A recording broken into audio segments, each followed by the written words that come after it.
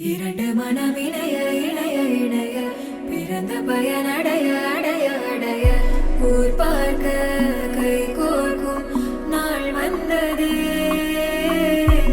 என்னாலும் அன்போடு ஆனந்தமே.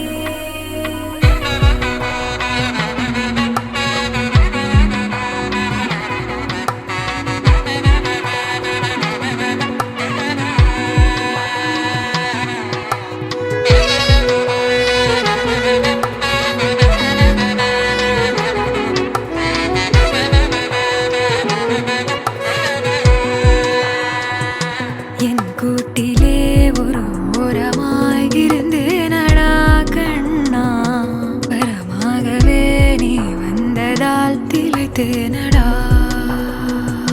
திசை